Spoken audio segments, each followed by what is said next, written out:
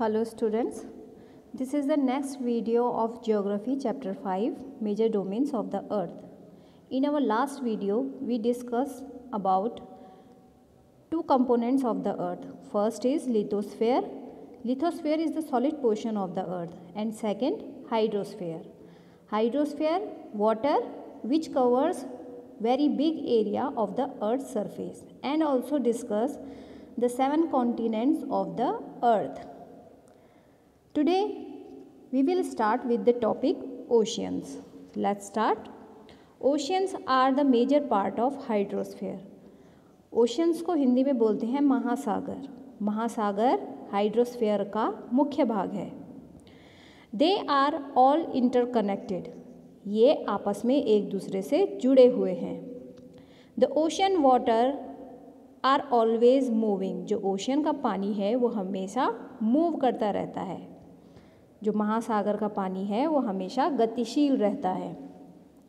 The three chief movements of the ocean water are the waves, the tides and the ocean currents. जो तीन मुख्य movements होती हैं जो ओशंस में, वो होती हैं तरंगे, ज्वार भाटा, वेव्स बोलते हैं तरंगों को, टाइड्स बोलते हैं ज्वार भाटा, और जो महासागरीय धाराएं होती हैं ओशन करंट्स, वो पानी में, ओशंस के पानी में, महासागर के जल में, ये तीनों जो मूवमेंट्स हैं वो होती रहती हैं. The 5 major oceans are the Pacific Ocean, the Atlantic Ocean, the Indian Ocean, the Southern Ocean and the Arctic Ocean in order of their size. Figure 5.1. बड़े से छोटे आकार के अकॉर्डिंग 5 महासागर हैं. सबसे पहला है वो है पैसिफिक ओशन, जिसको हिंदी में बोलते हैं प्रशांत महासागर. द अटलांटिक ओशन दूसरे नंबर पे आता है. अटलांटिक ओशन को हिंदी में अटलांटिक महासागर ही कहते हैं. The Indian ocean third number पे आता है. द इंडियन ओशन हिंद महासागर. द सदर्न ओशन दक्षिण महासागर. और लास्ट में आता है आर्कटिक ओशन, आर्कटिक महासागर. इसको आप फिगर 5.1 में देख सकते हैं. The Pacific ocean is the largest ocean. जो सबसे बड़ा महासागर है वो है Pacific ocean. It is spread over 1/3 of the earth. ये पृथ्वी के एक तिहाई भाग पर फैला हुआ है. जो पैसिफिक ओशन है वो अर्थ के 1/3 पार्ट पर फैला हुआ है. Mariana trench, the deepest part of the earth, lies in the Pacific ocean. जो अर्थ का, जो पृथ्वी का सबसे गहरा भाग है जिसका नाम है मारियाना ट्रेंच, वो पैसिफिक ओशन में ही है. The Pacific ocean is almost circular in shape. जो पैसिफिक ओशन है, प्रशांत महासागर है, वो लगभग कैसा है? सर्कुलर शेप में है, वृत्ताकार है. Asia, Australia, North and South Americas surround it. Asia, Australia, North और साउथ अमेरिका इसके चारों ओर स्थित हैं. Look at the map and find out the location of the continents around the Pacific oceans. Figure 5.1 को देखिए और पैसिफिक ओशन के चारों ओर ये जो महाद्वीप हैं इनकी कंडीशन का पता लगाइए. The Atlantic ocean is the second largest ocean in the world. Atlantic महासागर विश्व का दूसरा सबसे बड़ा महासागर है. It is S shaped. यह अंग्रेजी का जो अल्फ़ाबेट है एस, उसके आकार का है. कौन? Atlantic Ocean. It is flanked by North and South America on the western side and Europe and Africa on the eastern side. इसके वेस्टर्न किनारे पर नॉर्थ और दक्षिण अमेरिका है और ईस्टर्न पार्ट पर यूरोप और अफ्रीका है. The coast line of Atlantic ocean is highly indented. जो अटलांटिक ओशन है इसकी जो कोस्ट लाइन है, तटीय रेखा है, जो इसके किनारे की रेखा है, कोस्ट लाइन को बोलते हैं तटीय रेखा, तो इसकी जो कोस्ट लाइन है वो बहुत अधिक क्या है, बहुत ज़्यादा आइडेंटेड है। आइडेंटेड को बोलते हैं हिंदी में दंतुरित, मतलब दांत के शेप की है, कहीं से ऊपर कहीं से नीचे, नुकीली है कहीं से और कहीं से नीची है। This irregular and indented coastline provides ideal location for natural harbors and ports। ये जो कोस्टलाइन है ये अनियमित है। अनियमित मतलब इरेगुलर है, उबड़ खाबड़ है, और आइडेंटेड होने के कारण ये जो नेचुरल जो हार्बर हैं और पोर्ट्स हैं उनके लिए ये काफ़ी अच्छे हैं। From the point of view of commerce, it is the busiest ocean। व्यापार की जो दृष्टि है, व्यापार की नज़र से यह सबसे ज़्यादा व्यस्त महासागर है, सबसे ज़्यादा बिजी महासागर है। The Indian Ocean is the only ocean named after a country that is India। जो इंडियन ओशन है, हिंद महासागर ही एक ऐसा महासागर है जिसका नाम किसी देश के नाम पर यानी भारत के नाम पर रखा गया है। The shape of the ocean is almost triangular. जो ये हिंद महासागर है इसका जो शेप है वो लगभग कैसा है, ट्रायंगुलर है, त्रिभुजाकार है। In the north it is bound by Asia, in the west by Africa and in the east by Australia. इसके नॉर्थ में एशिया, वेस्ट में अफ्रीका और ईस्टर्न साइड में ऑस्ट्रेलिया है। The Southern Ocean encircles the continents of Antarctica and extend northward to 60 degree south latitude. जो दक्षिण महासागर है वो अंटार्कटिका महाद्वीप के चारों ओर, अंटार्कटिका महाद्वीप को चारों ओर से घेरता है। यह जो दक्षिण महासागर है ये अंटार्कटिका महाद्वीप, जो अंटार्कटिका महाद्वीप है उससे नॉर्थ की ओर 60 डिग्री साउथ लैटिट्यूड तक फैला हुआ है। The Arctic ocean is located within the Arctic Circle and surrounds the North Pole। Arctic महासागर नॉर्थ पोल वृत्त में स्थित है, नॉर्थ पोल सर्कल में स्थित है और ये नॉर्थ पोल के चारों ओर फैला है। कौन? आर्कटिक महासागर। It is connected with the Pacific Ocean by a narrow stretch of shallow water known as Bering Strait। ये जो आर्कटिक महासागर है ये पैसिफिक ओशियन से छिछले पानी, शैलो वाटर मतलब छिछला जल, छिछला जिसमें जो मिट्टी वाला पानी होता है उसको बोलते हैं शैलो वाटर। तो ये प्रशांत महासागर पैसिफिक महासागर से शैलो वाटर वाले एक संकरे भाग से जुड़ा हुआ है जिसे बेरिंग जल संधि के नाम से जाना जाता है। मैंने बताया था पहले स्ट्रेट के बारे में, जिसे वो स्ट्रेट को बोलते हैं जल संधि। तो ये प्रशांत महासागर से शैलो वाटर वाले एक संकरे भाग से जुड़ा हुआ है जिसे उस संकरे भाग को कहते हैं बेरिंग जल संधि, Bering Strait. It is bound by northern coast of North America and Eurasia. ये नॉर्थ अमेरिका के नॉर्थन कोस्ट और यूरेशिया से घिरा हुआ है। एटमॉस्फेयर, एटमॉस्फेयर को हिंदी में बोलते हैं वायुमंडल। The earth is surrounded by a layer of gas called the atmosphere. जो हमारी पृथ्वी है उसको, हमारी पृथ्वी के चारों ओर, हमारी पृथ्वी चारों ओर से गैस की एक लेयर से घिरी हुई है जिसे एटमॉस्फेयर कहा जाता है, वायुमंडल। The thin blanket of air is an integral and important aspect of the planet. It provides us with the air we breathe and protect protects us from the harmful effects of sun's rays. हवा की जो ये पतली परत है इस ग्रह का इम्पॉर्टेंट और अटूट भाग है। यह हमें ऐसी वायु प्रदान करती है जिसे हम लोग सांस लेते हैं। ये वायुमंडल, ये एटमॉस्फेयर हम लोगों को सूर्य की कुछ हानिकारक किरणों से भी बचाता है।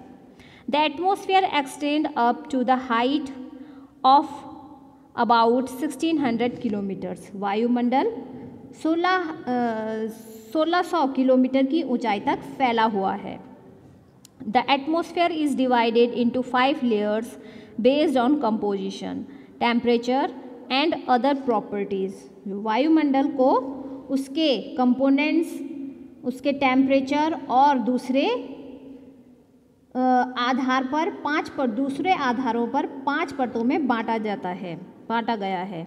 These layers starting from Earth's surface are called the troposphere, the stratosphere, the mesosphere, the thermosphere and the exosphere. इन जो ये लेयर हैं पृथ्वी की जो सतह है, पृथ्वी की ज़मीन से शुरू होते हुए सबसे पहले आता है ट्रोपोस्फेयर, और ट्रोपोस्फेयर को हिंदी में बोलते हैं शोभमंडल। उसके बाद उसके ऊपर आता है स्ट्रेटोस्फेयर। ये पिक्चर में आप देख रहे हैं, इसमें देखो सबसे नीचे सबसे पहला जो है वो ट्रोपोस्फेयर है। ट्रोपोस्फेयर को बोलते हैं हिंदी में शोभमंडल। उसके ऊपर है स्ट्रेटोस्फेयर। स्ट्रेटोस्फेयर को बोलते हैं समताप मंडल। फिर उसके ऊपर है मेसोस्फेयर। मेसोस्फेयर को बोलते हैं मध्य मंडल। उसके ऊपर है थर्मोस्फेयर। थर्मोस्फेयर को बोलते हैं आयन मंडल। और सबसे ऊपर है एक्सोस्फेयर। एक्सोस्फेयर को हिंदी में बोलते हैं बहिर्मंडल। तो ये अर्थ की 5 लेयर हैं। The atmosphere is composed mainly of nitrogen and oxygen, which make up about 99% of clean dry air. जो वायुमंडल है वो ज़्यादातर ऑक्सीजन और नाइट्रोजन गैसों का बना हुआ है, जो कि साफ और ड्राई हवा का 99% भाग है। Nitrogen 78%, oxygen 21% and other gases like carbon dioxide, argon and other comprise 1% by volume. Volume के अनुसार, वॉल्यूम के अकॉर्डिंग नाइट्रोजन, वायुमंडल में जो वॉल्यूम के अकॉर्डिंग नाइट्रोजन 78% है, ऑक्सीजन 21% है, और जो दूसरी गैसें हैं जैसे कार्बन डाइऑक्साइड, ऑर्गन एटसेट्रा, जो दूसरी गैसें हैं उनका परसेंटेज 1% है एटमॉस्फेयर में। Oxygen is the breath of life while nitrogen helps in the growth of living organism.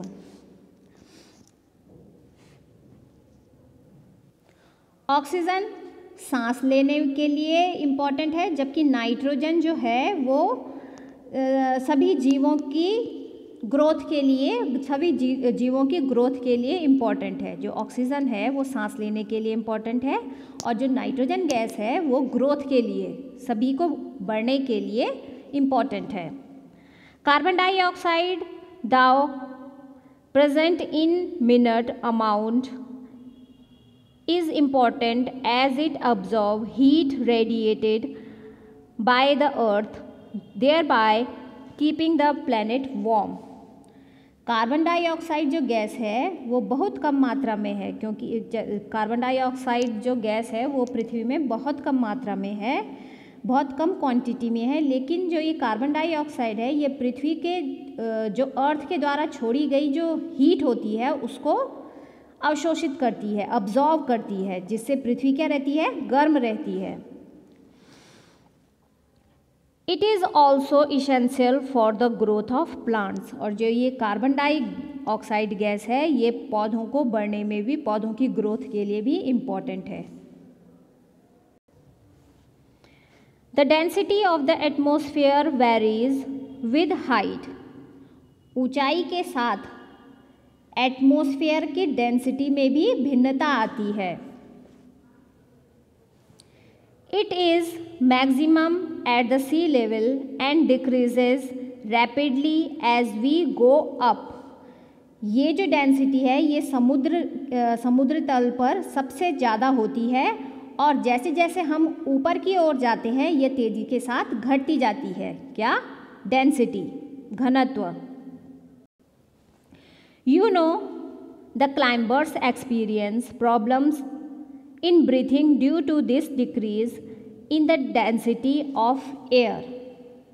आप जानते हैं कि पहाड़ों पर जो ये क्लाइंबर्स होते हैं, जो पहाड़ों पर चढ़ते हैं, जिनको हिंदी में बोलते हैं पर्वतारोही, तो आप जानते हैं कि पहाड़ों पर पर्वतारोही जो होते हैं उनको हवा की जो डेंसिटी है उसमें कमी होने के कारण सांस लेने में कठिनाई होती है। जैसे जैसे वो ऊपर जाते रहते हैं तो वहाँ पे एयर कम होती जाती है जिससे उनको कठिनाई होती है सांस लेने में।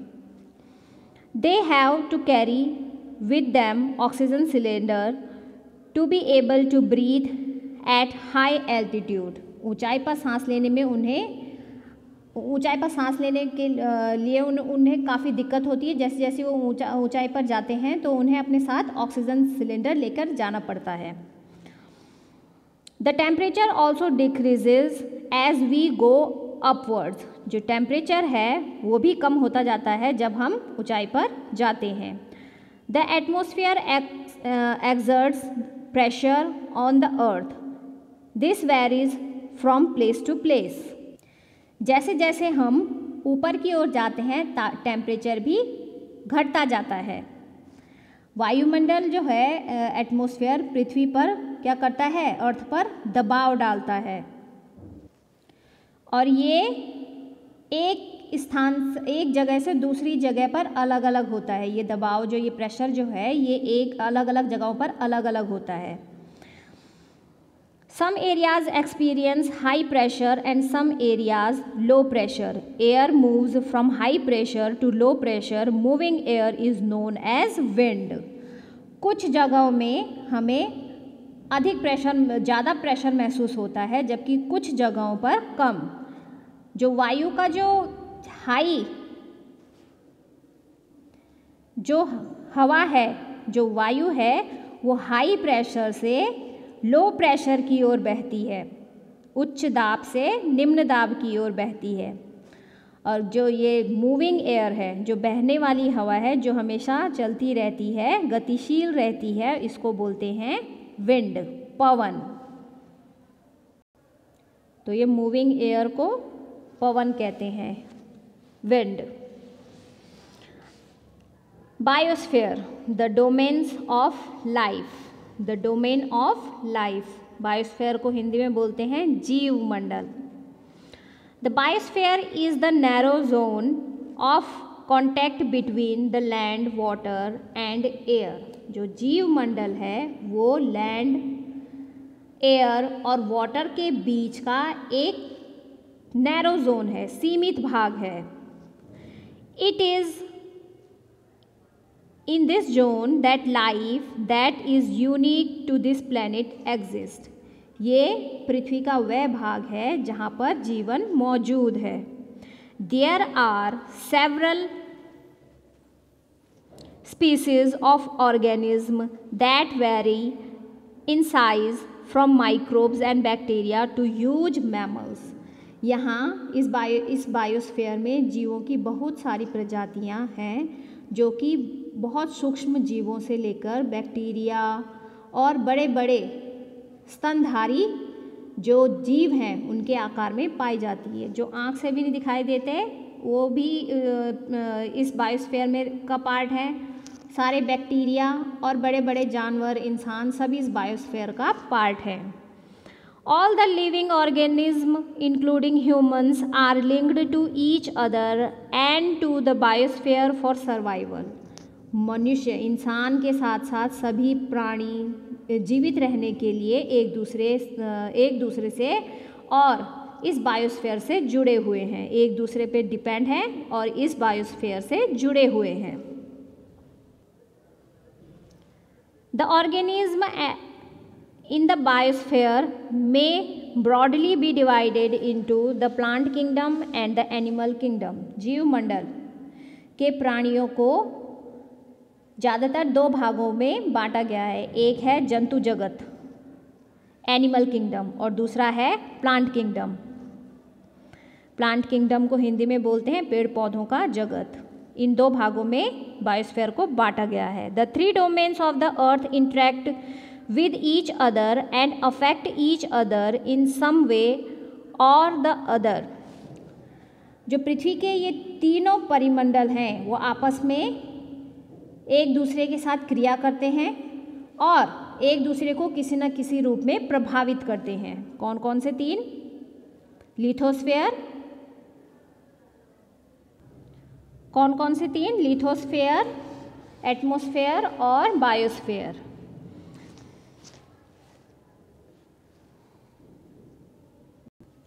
For example, cutting of forest for fulfilling our needs of wood or clearing land for agriculture may lead to fast removal of soil from slopes. उदाहरण के लिए लकड़ी और खेती के लिए जंगलों को काटा जाए तो इससे क्या होता है, जो मिट्टी का कटाव है वो तेज़ी से होने लगता है। Similarly, Earth's surface may be changed due to natural calamities like earthquake. इसी प्रकार प्राकृतिक जो आपदाएं हैं जैसे भूकंप से पृथ्वी की जो लेयर है उसमें चेंज हो जाता है वो। For example, there could be submergence of land as happened in the case of tsunami recently. हाल ही में सुनामी के कारण अंडमान और निकोबार जो द्वीप समूह है उसका कुछ भाग पानी में डूब गया। Parts of Andaman and Nicobar island were submerge under water. जो सुनामी के कारण है उसका कुछ अंडमान और निकोबार का कुछ पार्ट जो है वो पानी में डूब गया। Discharge of waste material into lakes and rivers makes the water unsuitable for human use. It also damages other forms of life. तो झीलों और नदियों में जो दूषित पदार्थ हैं जो हम गंदगी नदियों और झीलों में डालते हैं उनका जो प्रभाव है वो जो नदियों और झीलों में हम गंदगी जो डालते हैं, फैक्ट्री की गंदगी और दूसरी कई तरह की गंदगी जो हम झीलों और नदियों में डालते हैं वो पानी इस्तेमाल करने के लायक नहीं होता है। ना उसको इंसान यूज़ कर सकता है उस पानी को, ना उसको जानवर यूज़ कर सकते हैं। ये पानी दूसरे जीवों को भी नुकसान पहुंचाता है। जो पानी में रहने वाले जीव हैं तो ये जो गंदा पानी है ये उन जीवों को भी नुकसान पहुंचाता है। Emission from industries, thermal power plants and vehicles pollute the air. जो बड़े बड़े इंडस्ट्री से निकलने वाला जो उद्योग से निकलने वाला जो बड़ी बड़ी फैक्ट्रीज से उद्योगों से निकलने वाला धुआं है या गाड़ियों से निकलने वाला धुआं है वो क्या करता है, वायुमंडल को प्रदूषित करता है। इससे पौधों को भी नुकसान होता है। Carbon dioxide is an important constituent of air. जो कार्बन डाइऑक्साइड गैस है वो वायु का जो हवा का एक महत्वपूर्ण घटक है, कंपोनेंट है।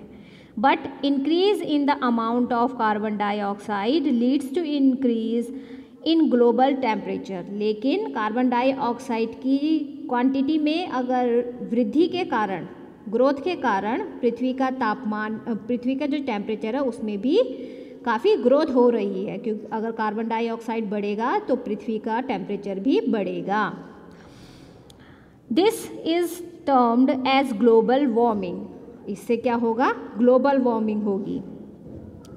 There is thus a need to limit the use of resources of the earth to maintain the balance of nature between the domains of the lithosphere, the atmosphere and the hydrosphere. इसीलिए भूमंडल, lithosphere, atmosphere वायुमंडल और hydrosphere जलमंडल के बीच, इन तीनों के बीच natural संतुलन को बनाए रखने के लिए पृथ्वी के जो संसाधन हैं, रिसोर्सेज हैं, उनको हमें बहुत कम रूप में इन चीज़ों को इस्तेमाल करने की ज़रूरत है, ताकि हमारा पूरा वायुमंडल, हमारी पृथ्वी अच्छे से रह सके